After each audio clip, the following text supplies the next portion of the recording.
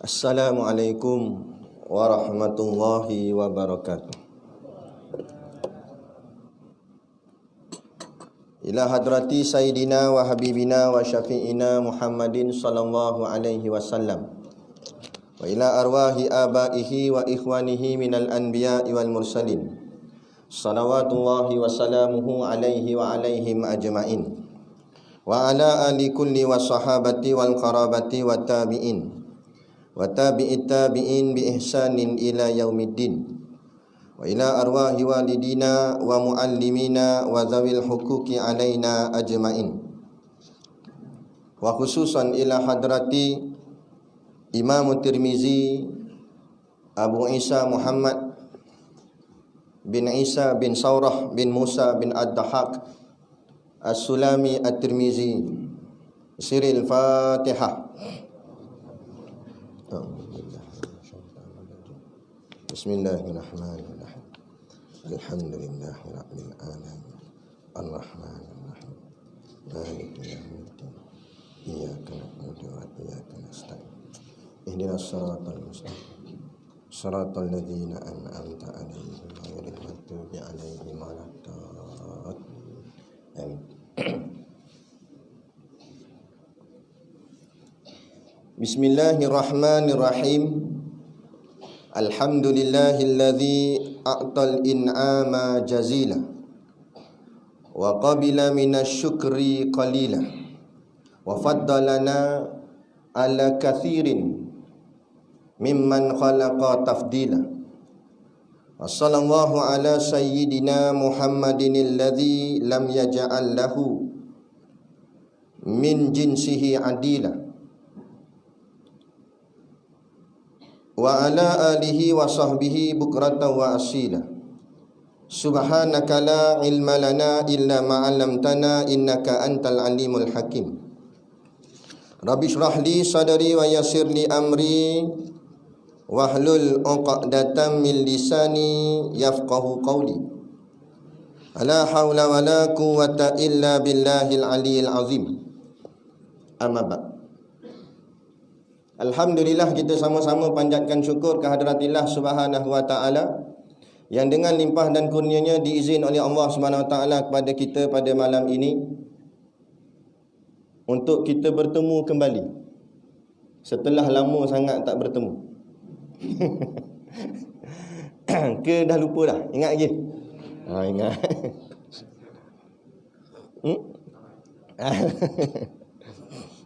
Baik. Alhamdulillah, kita dapat dipertemukan lagi dalam majlis ilmu yang lebih kita syukurkan, iaitu Allah tetapkan kaki kita berada di dalam rumahnya saat-saat orang sedang sibuk dengan hal-hal keduniaan yang lain, tapi kita berada di dalam rumah Allah dalam majlis ilmu yang juga disebut oleh baginda Nabi SAW dengan panggilan Riyadul Jannah, yakni taman-taman syurga.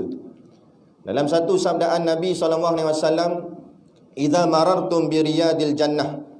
Kata Nabi, jika kalian berjalan, kalian nampak di sana ada taman-taman syurga, farta'u, kata Nabi, maka singgahlah, nikmatilah taman syurga tersebut. Maka tanya sahabat, "Wa ma riyadul jannah?" Apa yang dimaksudkan dengan taman-taman syurga? Sedangkan yang kami tahu syurga ni alam akhirat nanti, kan? Jadi kok mana pula ada taman syurga dekat dunia ni? Sahabat tanya. Maka jawab Nabi SAW, yang dimaksudkan dengan Riyadul Jannah, taman-taman syurga, ialah hilakuz zikr. Apa makna hilakuz zikr? Iaitu majlis zikir.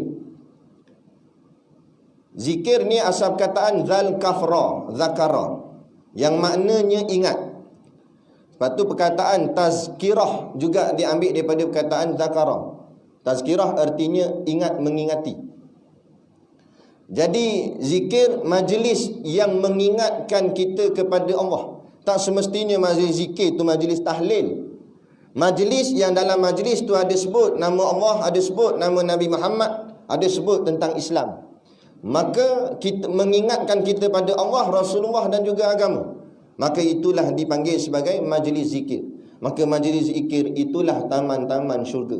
Maka harap-harapnya dunia lagi Allah sudah letakkan kita berada di dalam taman-taman syurga Allah, maka harap nanti di hari akhirat Allah letakkan kita di dalam syurga yang sebenar secara abadi dan kekal, insya-Allah. Amin ya rabbal alamin. Yang saya hormati pengurusi masjid dan seluruh saf kepimpinannya, para imam, para bilal, tok-tok siap yang tak dapat kita nak sebutkan namanya satu persatu, yang amat-amat disanjungi para asatizah, alim-alim ulama, tuan-tuan guru, ustaz ataupun ustazah yang hadir pada malam ini, mohonlah ditegur kepada hamba yang fakir dalam bidang ilmu ini, sekiranya apa yang disampaikan dan dikongsikan ada salah dan silapnya. Yang kita kasihi ayah-ayah, ibu-ibu, pemuda-pemudi muslimin dan muslimat yang dirahmati Allah. Allah Subhanahu wa taala berfirman di dalam surah Ali Imran, keluarga Imran, surah yang ketiga ayat 31. A'udzu billahi minasyaitonir rajim. Qul in kuntum tuhibbunallaha fattabi'uni yuhibbukumullah wa yaghfir lakum dzunubakum wallahu ghafurur rahim. Shadaqallahul azim, yang bermaksud, Qul, katakanlah wahai Muhammad, in kuntum tuhibbunallah, jika benar kamu mengasihi Allah, fattabi'uni, maka ikutilah daku. Yuhibbukumullah, nescaya Allah mengasihi kamu. Wa yaghfir lakum dzunubakum, serta mengampunkan dosa-dosa kamu. Wallahu ghafurur rahim, dan ingatlah Allah Maha Pengampun lagi Maha Mengasihani. Dalam satu hadis Nabi yang berbunyi, anna rajulan sa'alan nabiyya sallallahu alaihi wasallam, ada seorang laki-laki bertanya kepada Nabi sallallahu alaihi wasallam, mata sa'ah ya Rasulullah, bilakah berlakunya kiamat ya Rasulullah? Dia tanya kiamat. Jawab Nabi, ma'adadta laha, apa yang telah kau persiapkan untuknya? Yang kamu tanya bila kiamat ni, apa yang kamu dah buat untuk menghadapi kiamat? Soalah gitu. Maka jawab pemuda ni, dia kata, ma'adadtu laha min kathiri, aku tak siapkan apa-apa lagi ya Rasulullah. Salatin wala saumin wala sadaqatin, baik solat aku pun belum sempurna, baik puasa aku pun belum elok lagi, baik sedekah aku pun belum betul-betul sempurna ya Rasulullah. Walakinni uhibbullaha wa rasulahu, tetapi ya Rasulullah, dalam hati aku ini tidak ada yang lebih aku cintai melainkan Allah dan Rasulnya. Maka sabda Nabi SAW, anta ma'aman ahbabta, kamu akan bersama dengan orang yang kamu cintai, kata Nabi. Hadis ini diriwayatkan oleh Anas bin Malik. Suatu Anas bin Malik menceritakan hadis ni, dia kata, tidak ada yang membuatkan aku gembira melainkan bila mendengar sabda Nabi, engkau akan bersama dengan orang yang engkau cintai. Maka kata Anas bin Malik, aku sangat-sangat mencintai Rasulullah, aku mencintai Abu Bakar, aku mencintai Umar. Maka aku harap-harap aku akan dibangkitkan dengan mereka, walaupun amalku tidak setanding mereka. Jadi moga-moga kita pun begitulah. Jadi pembacaan kitab kita di masjid ni, iaitu kitab Syama'il Muhammadiyah, akan membuahkan hasil kerinduan dan kecintaan kita kepada baginda Nabi sallallahu alaihi wasallam, dan meningkatkan keimanan dan keyakinan kita kepada Allah Subhanahu wa taala. Maka moga-mogalah kita dibangkitkan dengan Nabi dan para sahabat, seterusnya diberikan syafaat, maka dimasukkan syurga bersama dengan baginda Nabi sallallahu alaihi wasallam. Jadi sebab lama dah ni kan. Jadi saya kira macam buka buku baru, boleh? Kita mula balik kan. Baik, jadi kitab kita nak mengaji ni namanya Syama'il Muhammadiyah. Sampai di kita adalah, tak ada buat-buat macam ada. Syama'il Muhammadiyah. Perkataan syama'il atau asy-syama'il itu berasal daripada kata jamak. Kata jamak ni maksudnya kata makna banyak. Daripada perkataan asalnya asy-syamilah. Asy-syamilah tu artinya akhlak ataupun budi pekerti. Jadi bila sebut syama'il Muhammadiyah, artinya akhlak Nabi Muhammad sallallahu alaihi wasallam ataupun budi pekerti Rasulullah sallallahu alaihi wasallam. Kitab ini dikarang oleh Imam Tirmizi, atau nama penuhnya Abu Isa Muhammad bin Isa bin Saurah bin Musa bin Ad-Dahhak As-Sulami At-Tirmizi. Lahir pada tahun 209 Hijrah bersamaan 824 Masihi. Wafat pada tahun 279 Hijrah bersamaan dengan 892 Masihi. Imam At-Tirmizi. Dan kita, kalau saya duk kaji-kaji biodata para alim ulama ni, ulama-ulama silam lah, kebanyakannya yang pengarang kitab, yang jadi ulama hadis dan sebagainya, kebanyakan nama mereka ni Muhammad. Kan? Imam Bukhari nama Muhammad, Imam Syafi'i nama Muhammad. Kan? Banyaknya nama-nama ni Muhammad depan dia. Jadi mungkin keberkatan atas nama Nabi itu sendiri, maka orang yang lahir tu menjadi orang yang elok. Lepas tu kita pesan, kalau boleh nak bubuh nama anak, biar ada nama Muhammad. Lepas tu nak bubuh nama belakang, nama apa? Buh Kasim ke? Kan? Buh lah nak bubuh apa? John ke apa? Jadi ada Muhammad depan. John janganlah, pelik sangat. Mati John ke apa? Kan? Bubuh nama Muhammad, biar ada Muhammad depan. Moga-moga lahir esok, besar esok jadi ulama. Ulama hadis ke apa ke? Kan? Baik. Jadi kitab Syama'il Muhammadiyah ni, dia ada semua sekali ada 417 hadis. 417 hadis. Kemudian Imam At-Tirmizi membahagikannya kepada 56 bab.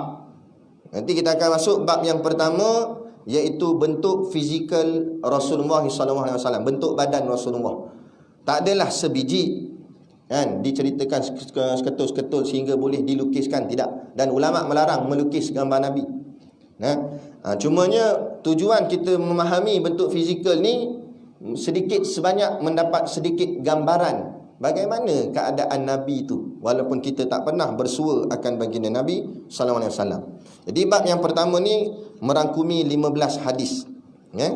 Sebelum tu, untuk makluman, kitab Syama'il Muhammadiyah ni yang asalnya Imam Tirmizi, kemudian disyarahkan oleh bagai-bagai ulama dan bagai-bagai negara lah. Ramai ulama yang mensyarahkannya. Antaranya saya rujuk juga daripada Mufti Ahmad Ibrahim Bemat, dari belah-belah India sana. Dia ada mensyarahkan kitab ni. Cumanya yang saya ambil daripada kitabnya, sedikit dia memberikan satu pesanan kepada kita yang menuntut ilmu hadis. Kitab kita ni, kitab Syama'il ni adalah kitab hadis. Jadi dia bagi 3 nasihat ataupun 3 pesanan apabila kita mempelajari ilmu hadis, sama ada kitab Syama'il ataupun kitab-kitab hadis yang lain. Kita dengarlah. Kata Syekh, hadis-hadis Rasulullah sallallahu alaihi wasallam janganlah dibaca semata-mata. Bila kita mengaji kitab hadis, janganlah kita baca je hadis tu semata-mata untuk menambahkan ilmu seseorang itu. Kita belajar sebab nak tambah ilmu saja. Bukan tak bagus, bagus dah. Tapi jangan itu semata-mata, kata Syekh. Kerana ia mendatangkan manfaat yang sedikit. Memang ada manfaat, tapi sikit manfaatnya kepada pembaca, dia kata. Manfaat yang sebenarnya akan hanya bertambah apabila seseorang itu membaca hadis-hadis tersebut untuk memperbaharui keimanannya. Bila dia dengar hadis-hadis Nabi, makin dia percaya dengan Nabi, makin percaya dengan Islam, makin percaya dengan hukum Allah, makin yakin dengan agama Allah. Itu tujuan, barulah manfaatnya banyak. Untuk memperbaharui keimanan dan keyakinan seseorang itu terhadap Rasulullah SAW, dan untuk memperolehi hidayah dengan maksud menterjemahkan pengetahuan ini kepada amalan. Maka bila kita dengar hadis-hadis Nabi, bukan hanya kita dengar masuk telinga kanan, keluar telinga kiri. Malah kita ambil hadis ni, kemudian kita jadikannya sebagai satu bentuk amalan dalam kehidupan kita. Maka bila kita buat dengan amalan, insya-Allah di sana ada keberkatan di dunia, kemudian mendapat syafaat Nabi di hari akhirat. Ada satu orang lelaki, saya tak ingat nama dia apa. Dia di zaman Nabi Musa. Dia ni musuh jahat, kan? Dia suka mengejeknya Nabi Musa. Jadi bila dia duduk kat tengah-tengah pasar, dia akan buat gaya Nabi Musa. Nabi Musa pegang tongkat apa semua, pakai jubah, dia pakai macam Nabi Musa pakai. Lepas tu pegang tongkat, dia jalan tu dia ikut cara Nabi Musa jalan. Dia tujuan dia nak mengejek Nabi Musa. Habis orang yang memang lawan Nabi Musa ikut sekali gelak-gelak kan. Gelak kan. Satu hari bila Nabi Musa dengan umat Islam nak lari membelah laut tu, dia ni yang jahat dia ni, yang tiru-tiru mengejek Nabi Musa ni, dia belah geng Firaun. Jadi bila dia ikut sama tentera Firaun masuk sampai kat tengah-tengah laut tu, laut pun tutup, matilah semua, melainkan dia seorang. Firaun ni semua mati, dia ni hidup. Dia hidup. Maka ulama mensyarahkan, kalau ikut kemurkaan memang dia pun mati tak? Tapi sebab dia pernah tiru gaya Nabi, dia terselamat daripada bencana tu. Padahal jahat orangnya. Apatah lagi kita yang memang hati yang baik, ikut agama, lepas tu kita ikut contoh Nabi. Pakaian Nabi, makan cara Nabi apa semua, di sana ada keberkatan insya-Allah. Dunia lagi dapat berkat, akhirat pula dapat syafaat. Lepas tu kadang-kadang tuan-tuan saya tak tahulah ada pengalaman ke tidak, saya ada lah. Kita pergi kedai makan, tak nak bayar, ada orang tolong bayar dah. Tak apa Ustaz, tadi meja sebelah Ustaz tolong bayar. Kita ingat sebab kita hebat, bukan sebab kita hebat, sebab sunnah Nabi. Rahmatan lil alamin. Sunnah yang ada, yang kita ikut sunnah Nabi ni, di sana rahmat Allah turun, sampai rezeki makan pun Allah jamin. Tu kita tanya dia, esok dia datang lagi tak? Mana tahu nak dibayar lagi. Allahu akbar. Baik. Jadi itu yang pertama, baca kitab hadis jangan nak dengar baca gitu je, tapi untuk kita amal dan kita bertambah keyakinan kepada Nabi dan juga kepada Allah SWT. Kemudian pesanan yang kedua, kata Syekh, ketika membaca kitab ini, kitab hadis lah, khususnya Syama'il, hendaklah anda bayangkan bahawa anda sedang duduk di dalam majlis Rasulullah SAW. Ini adab. Bila pembacaan kitab hadis dibaca, kita kena merasakan majlis itu majlis yang dihadiri oleh Rasulullah SAW. Kalau majlis tu Rasulullah datang, takkan kita nak buat lebih kurang. Kan? Ayat ni, bila tak ada adab, maka tak adalah ilmunya. Bila tak ada ilmu, maka jahillah dia. Bila jahil, amalnya pun jadi rosak. Bila amalnya rosak, merengkuk di dalam neraka. Betul je? Jadi dia kata, bayangkan anda duduk di dalam majlis Rasulullah, bahawa baginda sedang bersabda. Bila kita dengar hadis Nabi dibaca, bayangkan itulah Nabi sedang cakap pada kita. Dan memang pun perkataan yang kita baca dalam kitab ni nanti, hadis-hadis ni, itulah butir-butir perkataan yang pernah keluar daripada mulut Rasulullah. Kita tiru gaya cakap pemimpin dunia pun dah rasa gah hebat, apatah lagi cakap tu adalah cakap Nabi.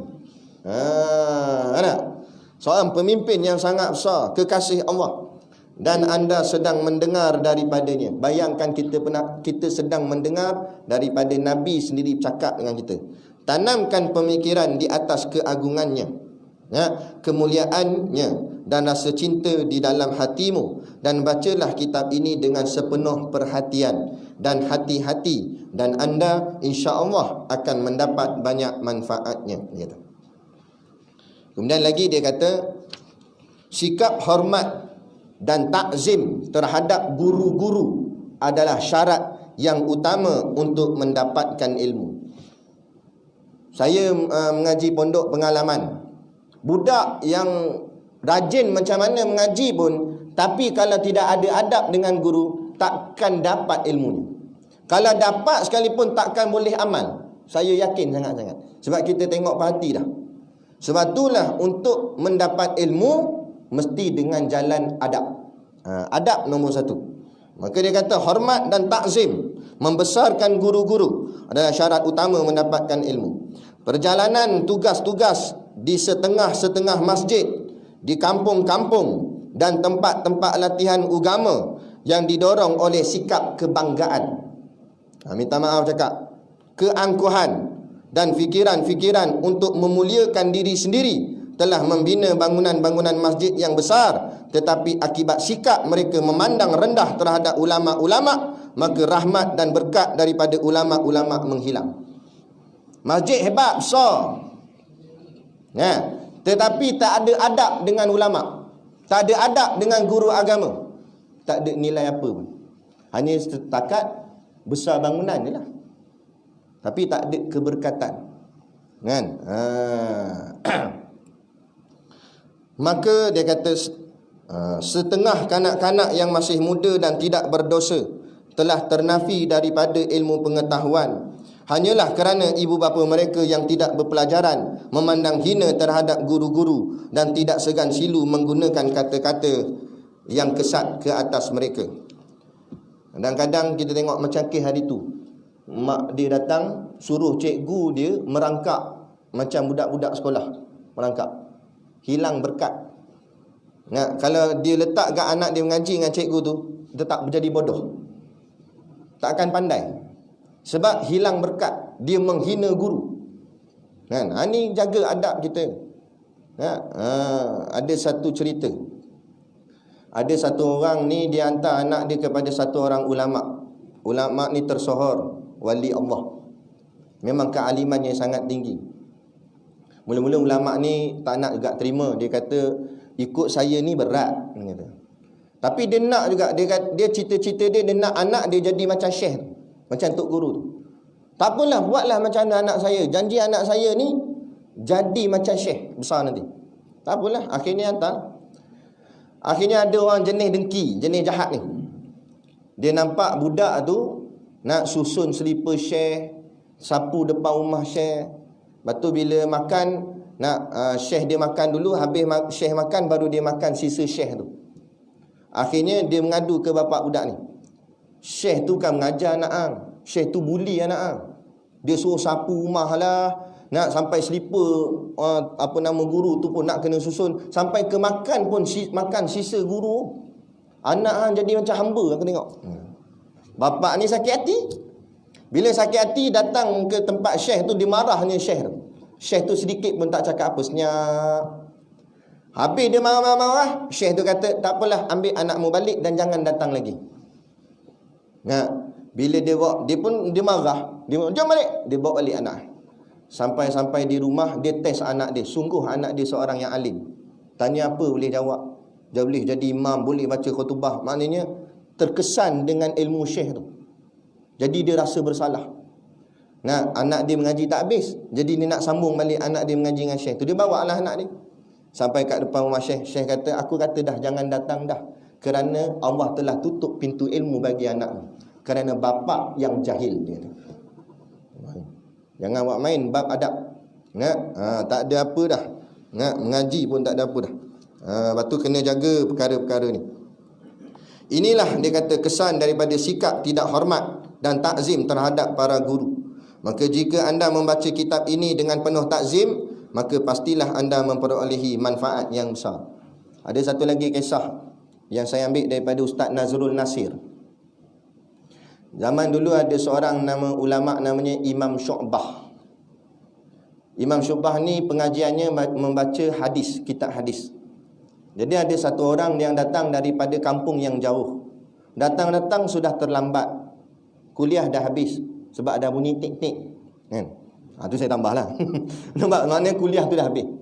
Jadi imam pun balik dah, balik rumah lah imam. Imam Syu'bah balik rumah.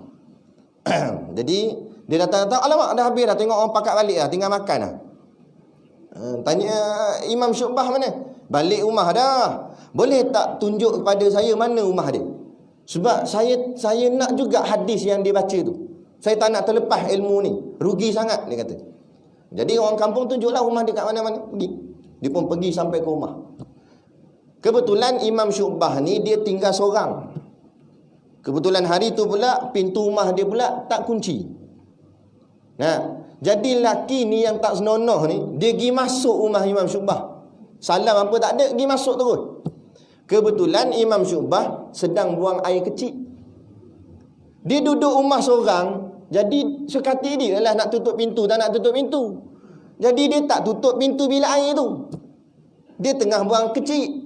Datang laki ni terus diri depan pintu tandas tu. Imam, dia kata, saya nak hadis yang imam baca tadi, saya terlepas.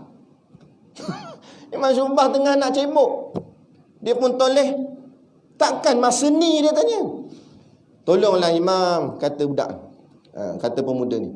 Saya ni datang daripada jauh. Saya nak sangat ilmu ni. Kata Imam Syu'bah, tak apa, sat. Imam Syu'bah selesaikan urusan dia. Kemudian Imam Syu'bah keluar. Duduk, kata imam. Aku akan bagi satu riwayat hadis kepada kamu. Tapi dengan syarat, kamu jangan datang lagi. Dan jangan masuk kuliah aku. Kalau aku mengajar di mana-mana masjid, aku nampak kamu atau orang kampung kamu, nescaya aku berhenti mengajar. Jangan siapa-siapa di antara kamu dengan orang kampung kamu datang lagi ke tempat aku. Inilah permulaan aku bagi hadis ke kamu, dan ini yang terakhir aku bagi hadis ke kamu. Apa hadis dia? Dia kata Imam Syu'bah, Nabi SAW bersabda, "Idza lam tastahyi fasna ma syi'ta." Jika kamu tak ada rasa malu, buatlah sukati kamu. Tu. Ambil hadis tu balik, tak boleh datang dah. Tak ada berkat. Kan? Tu. Jadi kita kena jaga adab. Jaga adab. Tak apalah. Kalau tak tahu, sekarang ambil tahu. Saya nak maklumkan. Dalam bab ilmu, pengajian ini bukan satu bentuk persembahan. Kadang-kadang ada orang minta maaf cakap ni, kita cakap direct. AJK masjid ke, masjid sendiri jemaahnya ke, kadang-kadang mereka yang merasa mereka jadi juri pada ustaz. Bila dia mula, dia panggil ustaz tu buat ceramah jemputan. Lepas tu balik, dia pun telefon ustaz. Okey ustaz, mereka suka kat ustaz. Jadi mereka nak bulanan, kalau boleh ustaz bagilah tarikh. Lepas tu ustaz ni tanya balik ke dia, mereka suka. Andai kata kalau mereka tak suka macam? Kalau mereka tak suka, kami tak panggil. Jadi penentuannya jemaah. Ikut jemaah. Kalau jemaah suka, kami panggil ustaz. Jemaah tak suka, kami tak panggil ustaz. Ni jadi siapa yang nak mengaji ni? Nampak? Di situ kebiadaban. Maka sebab itulah, buatlah pengajian banyak mana, tapi balik tetap kosong. Sebab apa? Berkat tak ada. Biadab dengan ilmu. Kerana ilmu yang dibaca ni bukan sama taraf dengan ilmu matematik sains. Ini ilmu penentuan syurga neraka. Fariqun fil jannah wa fariqun fis sa'ir. Sepuak masuk syurga, sepuak lagi masuk neraka dengan sebab ni. Jadi jangan pandang ringan, jangan pandang kosong. Kami sedar kami golongan ustaz setakat ngaji pondok je. Siapalah kami. Tapi jangan letak kerendahan kepada golongan alim-alim ulama. 446 tahun tanah Melayu dijajah oleh Barat. Tak ada lagi kita dengar Melayu jadi murtad. Sebab apa? Ulama yang menghidupkan umat. Ulama pertahankan umat. Buka buku sejarah, siapa yang berjuang sampai mati kalau bukan tok-tok guru pondok. Tuan Guru Haji Abdul Rahman Limbong, salah seorang lagi Syekh Abdul Samad Al-Palimbangi, kepalanya dipotong, kepalanya diletak di muzium Thailand sekarang ni. Dan ada orang cerita kata sampai sekarang darahnya masih lagi menitik kerana darah seorang yang syahid mempertahankan agama. Hari ini bila ulama tidur, tidak dimuliakan, akhirnya umat jadi rosak. Kita dah dengar siap ada gereja Melayu lagi. Padahal kita merdeka dah. Dulu dijajah, pertahan agama, akidah tak rosak. Nah, patut merdeka lagi hebat. Tak, lepas merdeka pula lagi rosak akidah. Sebab apa? Inilah dakwah daripada barat memisahkan masyarakat dengan ulama. Nak meletakkan ulama standard. Malah itu okey lagi, ada yang menghina siap. Nah, maka jaga-jaga. Jadi betul lah. Nah, sekarang ni kita dalam tempoh PKP. Semua masjid, semua surau Isyak berhenti. Dan semua ustaz pun tahu. Sebab ustaz pun hidup dekat Perak ni juga, dalam dunia kat, bukan dia duduk planet Mari. Dia duduk sini kat, dia pun tahu apa yang berlaku. Kan? Tapi dari segi adabnya, kan, kita tak perlu ustaz Isyak mesti berhenti. Adab di situ sudah lari. Sudah rosak adab. Ibaratnya anak kita pergi sekolah, cakap dengan cikgu, "Cikgu, pukul 12 berhenti Jangan ngajar dah." Macam mana nak berkat ni?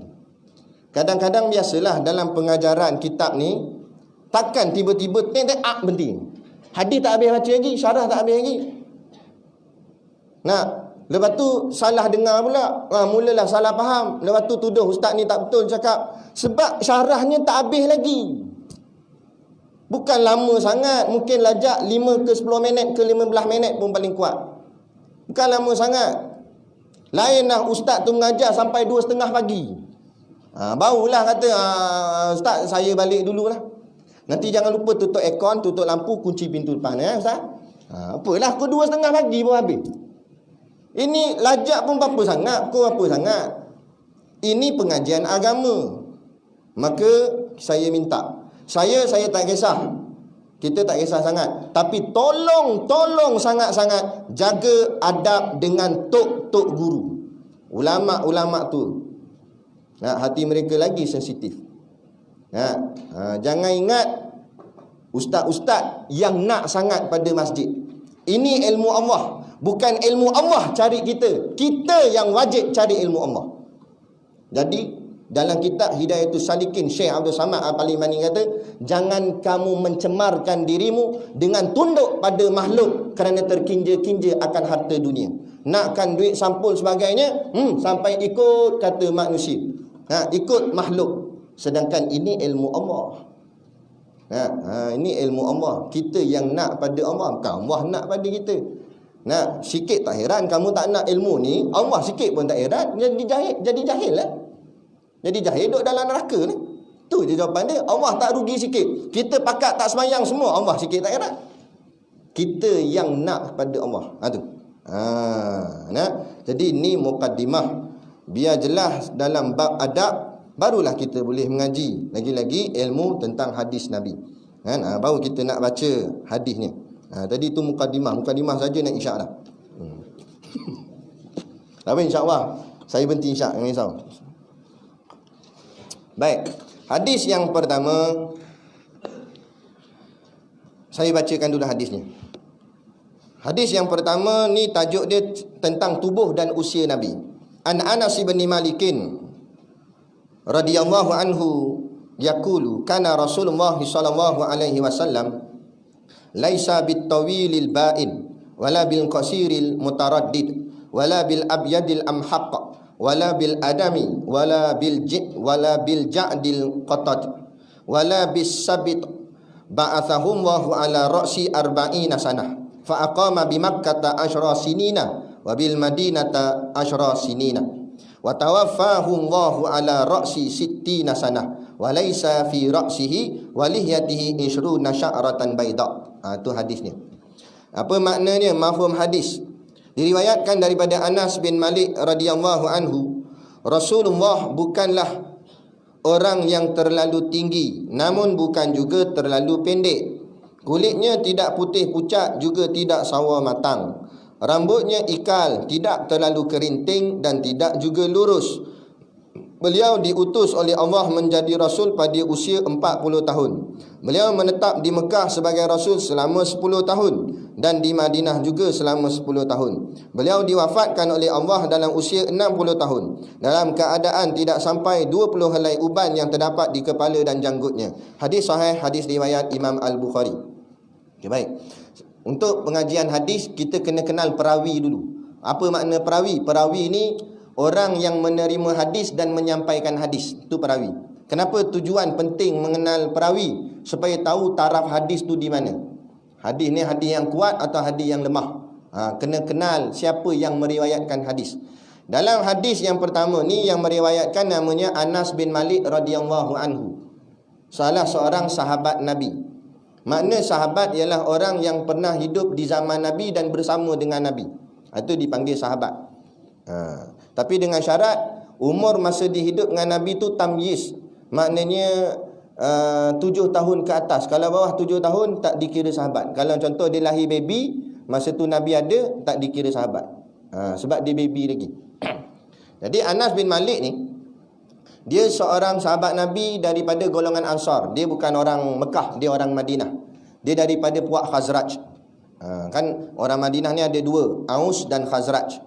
Kan? Jadi dia ni daripada kelompok Khazraj. Anas bin Malik. Kemudian Anas bin Malik ni, masa Nabi hijrah ke Madinah, waktu tu dia kecil lagi. Umur dia baru sekitar 8 atau 10 tahun, kata riwayat. 8 atau 10 tahun. Dan masa Nabi wafat, umurnya 20 tahun. Dan dia ni, tugas dia apa di sisi Nabi? Dia berkhidmat sebagai khadam Nabi. Dia berkhidmat sebagai khadam Nabi selama 10 tahun. Sejak Nabi sampai di Madinah, sampailah Nabi wafat, itulah tugas dia. Dia akan ikut mana Nabi pergi. Dia jadi khadam Nabi. Apa saja Nabi suruh, dia buat. Dia berkhidmat dengan Nabi secara sukarela. Tak ada bayar gaji apa.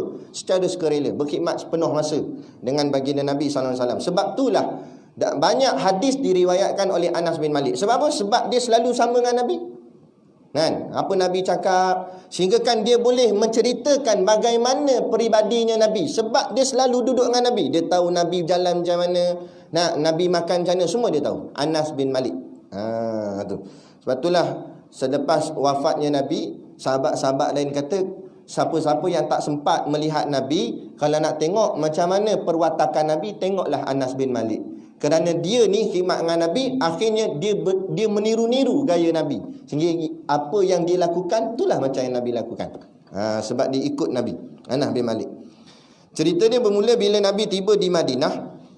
Ibunya bawa, dia masa tu kecil, umur 8-10 tahun. Ibu dia bawa dia pergi jumpa Nabi. Lantas ibu dia kata, "Ya Rasulullah, ambillah anak saya dan jadikanlah anak saya sebagai khadammu." Kemudian mak dia minta, dan tolonglah doa untuknya. Maka Nabi pun doa. Nabi kata, "Ya Allah, banyakkanlah harta dan anak-anaknya, kan? Dan panjangkanlah umurnya." Sehingga kan Allah bagi, berkat doa Nabi, Allah bagi kepada Anas bin Malik, anak yang lahir daripada sulbi dia mencecah 100 orang.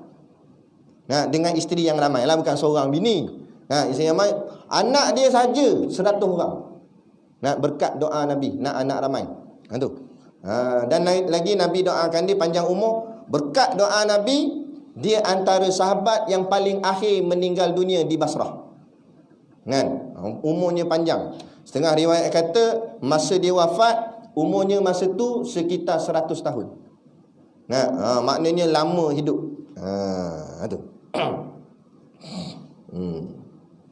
Ulama pun ada, saya dengar. Dia doa seorang pemimpin tu panjang umur sungguh sampai sekarang. Betul, jangan main ulama punya doa. Tapi kita nak panjang umur, biar panjang umur dalam kebajikan. Kalau panjang umur dalam dosa, baik tak payah panjang umur. Tak? Makin hari makin banyak dosa, makin hari makin banyak dosa. Dosa yang lama tak taubat lagi, tak habis lagi. Jadi kalau nak panjang umur, nak tanda tangan doa, "Ya Allah, panjangkanlah umurku." Jangan minta panjangnya. "Ya Allah, panjangkanlah umurku dalam kebajikan." Dalam kebaikan. Ada seorang syekh lagi dahsyat, dia punya doa.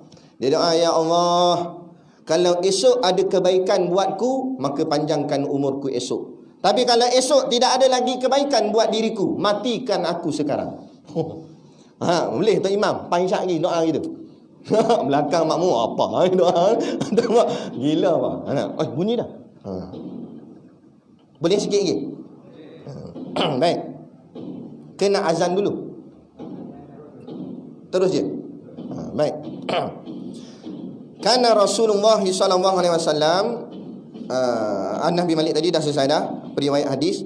Kemudian hadisnya adalah Rasulullah sallallahu alaihi wasallam itu laisa bitawilil bain. Maksud laisa bitawilil bain, Nabi itu tidak terlalu tinggi. Maknanya tinggi yang melampau sangat sampai mendengar orang nak tengok dia. Wala bil qasiri mutaraddid, dan bukanlah terlampau pendek rendah sampai orang menunduk kepala nak tengok dia. Bukan begitu. Itu maksud dia. Wala bil abyadil amhaq, dan kulitnya tidaklah terlampau putih. Dalam riwayat dalam setengah syarah kitab yang lain dia kata bukan macam kapur putih, putih melepak sangat, tak juga kan. Macam tu Cina kan itu. Wala bil adami wala bil ja'dil qati. Wala bil adami maksudnya, dan juga bukanlah kulitnya Nabi itu terlampau kemerahan. Setengah riwayat kata gitu. Maknanya bukan terlampau merah sangat. Jadi pertengahan antara putih dan merah. Wala bil ja'dil qati, dan rambutnya pula iaitu tidak terlalu kerinting. Wala bis sabit, dan juga tidak terlalu lurus. Maka jawabnya ikal. Ba'athahum wa huwa ala ra'si arba'ina sanah. Dan Allah mengutusnya menjadi pemimpin, menjadi rasul pada umurnya arba'ina sanah, 40 tahun. Fa aqama bi Makkah asyarata sinina, dan dia dibangkitkan di Mekah, dan dia menetap di Mekah selama 10 tahun. Wa bil Madinah asyara, dan di Madinah pun 10 tahun. Wa tawaffahu Allahu ala ra'si sittina sanah, dan dia diwafatkan oleh Allah SWT sekitar umurnya 60 tahun. Wa laisa fi ra'si wa lihyatihi 20 sya'ratan baida, dan dalam ketika Nabi wafat ada uban di rambut dan janggut Nabi yang bilangannya tidak lebih daripada 20 helai. Ini hadis riwayat Anas bin Malik. Jadi 3 poin yang kita dapat daripada hadis ni. Yang pertama, bahawa menjelaskan fizikal Nabi tak terlampau tinggi, tak terlampau rendah. Kulitnya tak terlampau putih, tak terlampau merah. Kemudiannya rambut Nabi tak terlampau kerinting dan tak terlampau lurus. Kemudian pula berkenaan dengan kulit Nabi tadi, yang dimaksudkan oleh tak terlampau putih, tak terlampau merah, kata ulama berada di pertengahan antara putih dan merah, iaitu jawapannya putih kemerahan, ataupun disebut dalam bahasa Arab azharul laun. Ni warna putih kemerahan. Yang tu yang disebut wajah Nabi bercahaya. Bercahaya tu kerana kemerahan itu bercahaya. Wajahnya putih, kemudian merah-merah tu bercahaya. Macam mana? Wallahu alam. Tapi nak katanya lawa putih kemerahan. Bukan putih sebab pakai kupu putih. Ini putih memang Nabi. Kita lain. Buat tepek bedak. Kan? Ni dah. Dan poin yang ketiga tentang usia Nabi.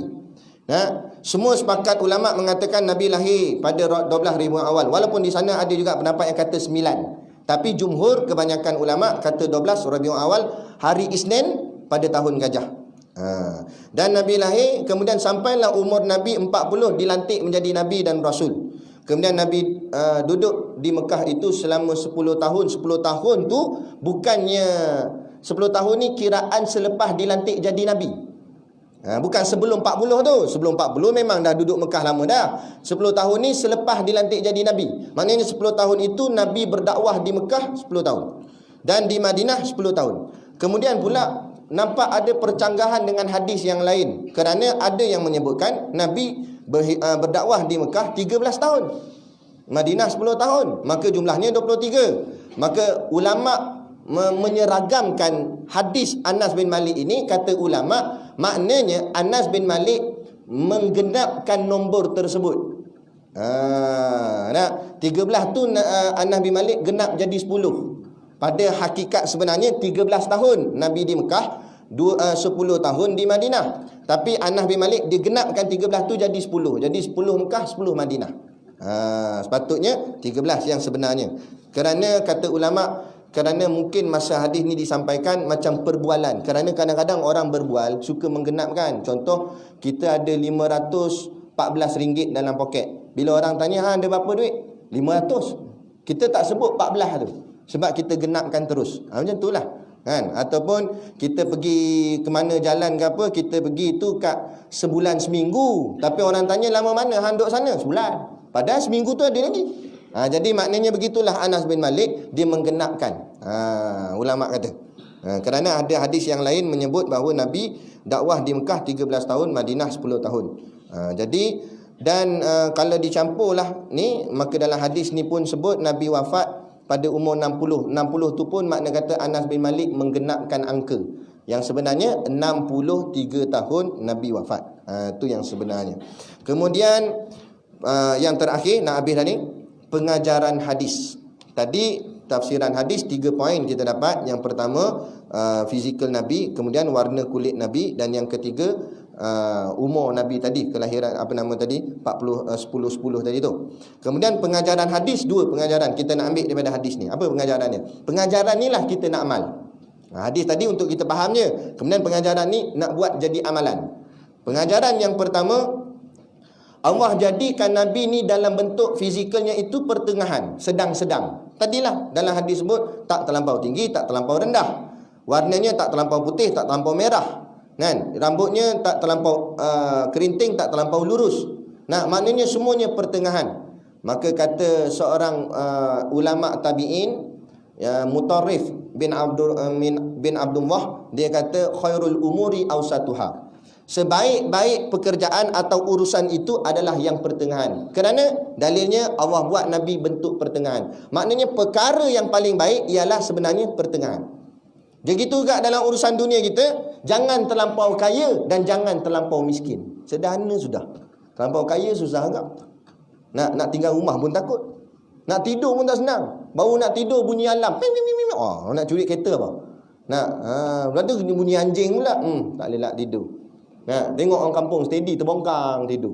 Kuali jatuh kat dapur pun bini kata, "Bang, dia tengok kuali jatuh." Kucing dia kata. Tak ada takut apa. Pintu main selak gitu, dah selak jatuh balik kan. Tapi terlampau miskin pun susah juga. Sampai duit tak ada, menong, nak makan apa, tak boleh tak. Jadi sederhana tu terbaik. Buat apa pun biar sederhana. Minum air, jangan terlampau manis, kencing manis. Terlampau tawar, tak ada rasa langsung, tak sedap pula. Tengah-tengah. Jadi khairul umuri awsatuha. Itu pengajaran kita. Daripada hadis ni, buatlah apa pun, ambil jalan tengah, ambil pertengahan. Tapi kalau jalan-jalan raya, jangan ambil jalan tengah. Tu nak mampu nama dia. Duduk tengah, mampu kan? Yang kedua pengajarannya, iaitu Nabi dilantik menjadi Nabi umur 40. Ulama syarah, kenapa 40? Kenapa lantik Nabi umur 40? Kenapa tak lantik umur 20? Maka kata ulama, 40 adalah umur kematangan. Umur pertengahan. Kerana kata Nabi dalam hadis yang lain, kebanyakan umat aku umurnya 80. Jadi tengah-tengahnya 40. Jadi 40 tu umur kematangan. Jadi kata ulama, kalau kita sudah mencecah 40 tapi masih lagi tak berubah, itu alamatnya kita dah teruk.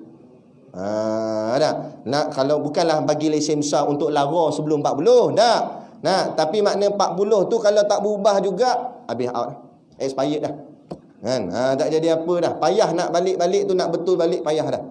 Jadi buat bagi yang terbaik kan. Umur 40 tu adalah umur kematangan. Seperti mana Allah lantik Nabi pada usia umur 40. Dan juga menjadi syarat juga kata ulama, kalau kita tiba-tiba nak berubah, dah mudah kita buat benda jahat, jadi tak ada istilah terlambat. Kata umur aku dah lambat dah, kat umur 40 dah umur aku ni. Tak apa, Nabi 40 baru jual. Sahabat-sahabat Nabi pun kebanyakannya masuk Islam pun bukan dalam usia muda, ada yang setengah dalam usia tua. Masih lagi boleh. Masih lagi Allah janjikan dengan janjian syurga. Jadi persoalannya bukan masalah usia, persoalannya nak berubah atau tak nak berubah. Itu saja. Jadi cukup sekadar itu dulu pada malam ni, dan kita akan sambung kuliah seterusnya nanti pada bulan yang akan datang, insya-Allah jika diizinkan Allah. Terus dengan hadis yang kedua pula, insya-Allah. Jadi sekadar tu, wabillahi taufiq wal hidayah. Assalamualaikum warahmatullahi wabarakatuh. Sebelum tu belakang ada produk perniagaan untuk menampung sekolah pondok dan juga tahfiz kami. Jadi disebabkan saya dah lama tak datang, jadi tuan-tuan kena beli banyak lah. Ganti balik yang tak datang dulu. Jadi insya-Allah bakat-bakatlah membeli sambil menderma. Wabillahi taufiq wal hidayah. Assalamualaikum warahmatullahi wabarakatuh. A'udzubillahi minasyaitonirrajim. Bismillahirrahmanirrahim. Alhamdulillahirabbil alamin Wassalatu wassalamu ala asyrafil anbiya'i wal mursalin Sayyidina Muhammad wa ala alihi wa sahbihi ajma'in. Allahumma taqabbal minna salatana wa du'aana innaka antas samiul alim wa tub alaina innaka antat tawwabur rahim. Allahumma ja'al dinana dinan nabiy Muhammadin sallallahu alaihi wasallam wa islamana islamal muslimin wa imanana imanal mu'minin wa salatana salatal khashiin wa a'malana a'malas salihin wa niyyatana niyyatal mukhlisin wa dhunubana ya Allah dhunubal mustaghfirin wa hayatana hayatal ulama wa mautana bi mauti syuhada wa adkhilnal jannata ma'al anbiya'i alaihimus salatu wassalam. Rabbana atina fid dunya hasanah wa fil akhirati hasanah wa qina adzaban nar wa qina adzaban nar wa qina adzaban nar. Wa sallallahu ala khairi khalqihi sayyidina Muhammad wa ala alihi wa sahbihi wasallam. Subhana rabbika rabbil izzati amma yasifun. Salamun alal mursalin walhamdulillahi rabbil alamin. Amin ya rabbal alamin. Taqabbalallahu minna wa minkum. Takbir.